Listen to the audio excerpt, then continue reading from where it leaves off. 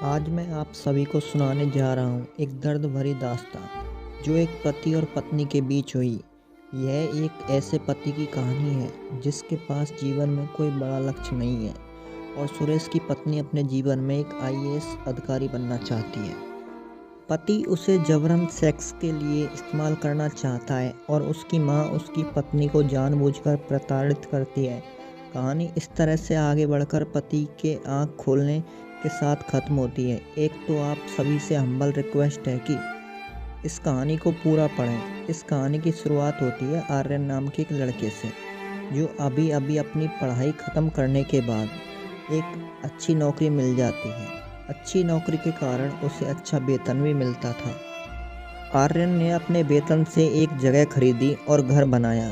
घर के बाद शादी के लिए लड़की की तलाश शुरू हुई। सुरेश की किस्मत हमेशा उसके साथ थी। उसका विवाह अंजलि नाम की एक खूबसूरत लड़की से हुआ। शादी होने तक सब कुछ अच्छा था, लेकिन शादी होने के बाद समस्याएं बढ़ने लगी। आर्यन की माँ को डर था कि उनकी बहू शादी के बाद जॉब करने ना लगे। फिर भी उन्होंने धैर्य से सभी समस्याओं का सामना किया। शादी के बाद के सभी काम अच्छे तरह चलने लगे। आर्यन और अंजलि की पहली रात की तैयारी के बाद सब लोग आराम करने गए। उसके इंतज़ार की पहली रात आने की खुशी में आर्यन बहुत उत्साहित था, लेकिन अंजलि के फेस का रंग पहली रात में ही सड़े हुए फूल की तरह दिखने लगा था। आर्यन फूलों से सजे कमरे में अंजलि का इंतज़ार कर रहा था। कुछ देर के बाद सुहागरात की कमरे में अंजलि का प्रवेश हुआ। अंजलि के कमरे में आने के बाद आर्यन का उत्साह दोगुना बढ़ गया। वो ऐसा बर्ताव करने लगा कि जैसे स्वर्ग के दरवाजे की चाबी अब उसके हाथ में हो। अपनी सगाई के दिन से गीता की फोटो पर चुम्मों की बारिश बहाने वाले सुरेश को आज की सुहागरात ने एक सुनहरा मौका दिया था। अंजलि को अपनी मजबूत बाहों में भर के उसके साथ प्रेम लीला खेलने के लिए आर्यन उत्सुक था, लेकिन अंजलि उसके जल्दबाजी को देखकर धीरे से रोने लगी। आर्यन को अपने जीवन में कोई भी उच्च इच्छा या लक्ष्य नहीं था, लेकिन अंजलि का अच्छी तरह से पढ़ाई करके आईएएस अधिकारी बनने का सपना था।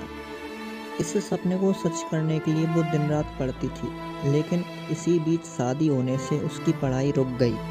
अंजलि ने आसानी से आर्यन को अपना मन सौंप दिया था, लेकिन अपने बदन को सौंपने के लिए उसकी अंतरात्मा राजी नहीं हुई।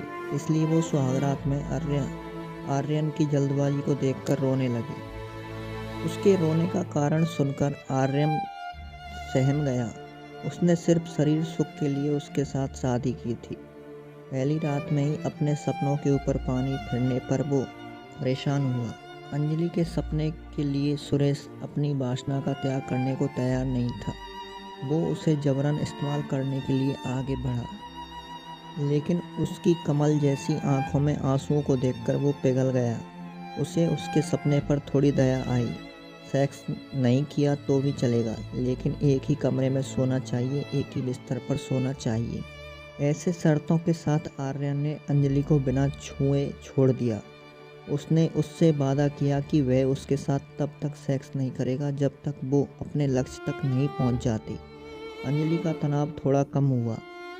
अंजलि की घबराहट थोड़ी दूर हुई। कल से अच्छी तरह से अपना अध्ययन शुरू करने का फैसला लेकर अंजलि सो गई, लेकिन आर्यन को आधी रात होने के बाद भी नींद नहीं आई। वो बगल में सोई हुई सुंदर पत्नी को छूने के लिए तड़प रहा था। गीता गहरी नींद में अपने आप को भूल गई थी। उसकी साड़ी थोड़ी खिसक गई थी। आर्यन उसकी ओर देखते देखते देर रात सो गया। अगले दिन अंजलि सुबह जल्दी से उठ गई और अपना सारा काम ख़त्म करके एक कप कॉफ़ी पीने के बाद अपने कमरे में बैठकर पढ़ाई करने लगी। उसे चुपचाप मन में पढ़ाई करने की कोई आदत नहीं थी। वो बड़ी आवाज़ करके ही पढ़ती थी।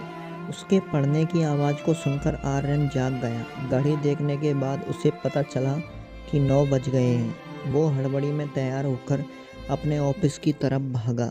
आर्यन की माँ को अपनी बहू पढ़ाई करके आईएएस अधिकारी बनना बिल्कुल ही पसंद नहीं था।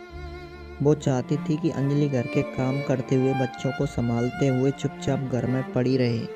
हालांकि अंजलि घर के सारा काम करने के बाद ही पढ़ना शुरू करती थी, लेकिन उसकी सास यानी आर्यन की माँ जानबूझकर नए नए कामों को करने के लिए कहती थी। ऐसे करके वह उसकी पढ़ाई में टांग अड़ाती थी। लेकिन अंजलि ने ऐसे छोटे मोटे मुद्दों पर ध्यान नहीं दिया और अपनी पढ़ाई पर सारा ध्यान केंद्रित किया। आर्यन की माँ के कुटिल तंत्र गीता अंजलि के ऊपर काम नहीं कर रहे थे, इसलिए उन्होंने उदास होकर अपनी बेटी के घर जाने का फैसला किया और जाते वक्त बहू पर बहुत सारे बुरे आरोप लगा के गई। अपनी माँ के घर छोड़ के जाने के बाद आर्यन को बहुत बुरा लगा, लेकिन वो अपनी पत्नी को कुछ कहने की या करने की स्थिति में नहीं था, क्योंकि पहली रात में ही इतना कुछ हुआ कि उसे समझ ही नहीं आया। उसका मन अंजलि की बातों में फंस चुका था। सुहाग रात में ही वो अंजलि के बेडरूम ब्रह्मास्त्र में गिरफ्तार हो चुका था। इतने बड़े घर में आर्यन और अंजलि दोनों के ही रहने से उनके मन में प्यार पैदा हुआ। उनके बीच एक अटूट लगाव बढ़ गया। दोनों के बीच के मतभेद दूर हो गए। दोनों मजाक करते खुशी से रहने लगे। अंजलि जैसी अच्छी बहू को अच्छी तरह से ना देखने के लिए आर्यन को अपनी माँ पर गुस्सा बढ़ गया। उसी वक्त उसे खबर मिली कि उसकी माँ बीमारी से अस्पताल में दाखिल हुई है, लेकिन गुस्से में उसने इस बात को अंजलि से छिपा दिया। एक ही कमरे में एक ही बिस्तर पर सोने के बाद भी आर्यन ने अपनी पत्नी को छूने का साहस नहीं किया था।